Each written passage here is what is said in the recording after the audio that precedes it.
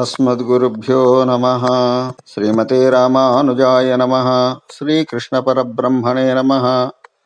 श्रीभूनीला समेत श्री वेंकटेश्वर स्वामिने नमः। ओम श्री गोदारंगनाथाभ्यां नमः। జై శ్రీమన్నారాయణ. ప్రియ భగవద్భక్త బంధువులారా, ఈరోజు 23వ పాసురం. ఈ పాసురంలో గోదాదేవి శ్రీకృష్ణ భగవాను యొక్క నడక సౌందర్యాన్ని చూడాలి అని కోరుతూ ఈ పాసురాన్ని అనుసంధానం చేస్తుంది. ఒకసారి పాసురాన్ని విందాం. మారి మలై ముషంగిల్ మన్నిక్కిడంగరుంగుం సీరియ సింగ్ మరివిత్తు తేభిజిత్తు வேர்மேர் பங்க வெப்பாடும் பேருந்துதறி மூரி நிமிர்ந்து முறங்கி புறப்பட்டு போதர்மா போலே நீ பூவை பூவண்ணா உன் கோயில் நின்றிங்களே போந்தொருளி கோப்புடைய சீரிய சிங்காசனத்திருந்து யாம் வந்த காரியமாராய்ந்தருளேலோரெம்பாவாய்.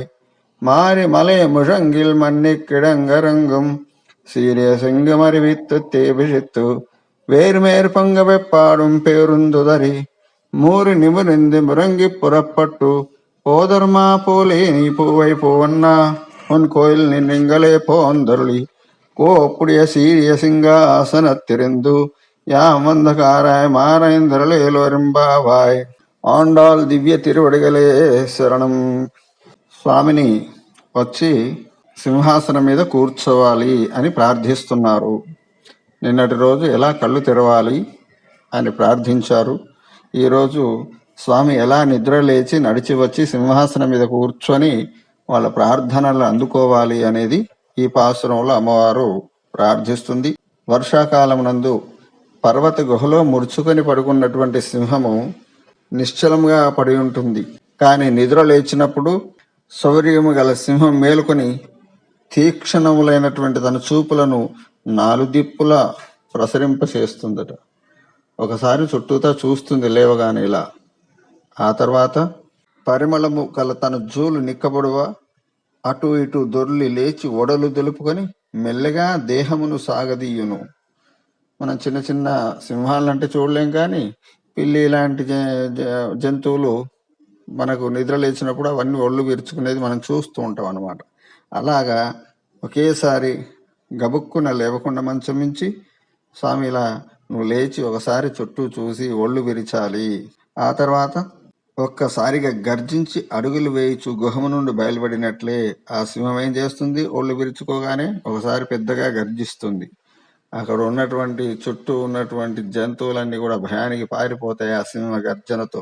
అలాగే నీ యొక్క మురళీనాదం, స్వామి ఏం గర్జించడు, మురళీనాదాన్ని చేస్తాడు.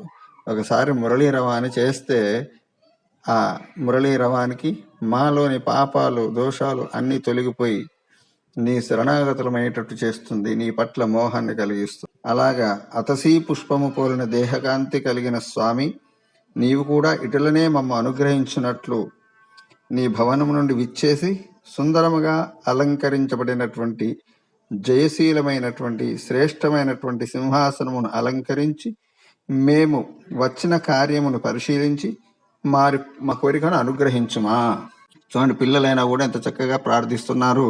లేవగానే ఏదో సుప్రభాతం కాగానే మా కోరికలు విన్నవించుకుంటామని కాదు. నువ్వు చక్కగా కళ్ళు తెరవాలి, ఆ తర్వాత మెల్లగా లేచి రావాలి. వచ్చిన నువ్వు తీరికగా సింహాసనం మీద కూర్చోవాలి.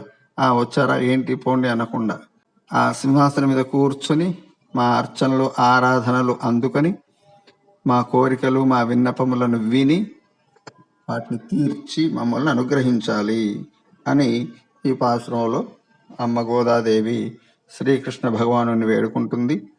సింహాసన పాటు అంటారు ఈ పాసురాన్ని. స్వామిని సింహాసనం మీద కూర్చోబెట్టి అలంకరించి ఆరాధించడం అనేది ఆనవాయితీగా వస్తుంది. ఓం అస్మద్గురుభ్యో నమః. శ్రీమతే రామానుజాయ నమః. శ్రీకృష్ణ పరబ్రహ్మణే నమః. జై శ్రీమన్నారాయణ. జై జై శ్రీమన్నారాయణ. జై శ్రీకృష్ణ.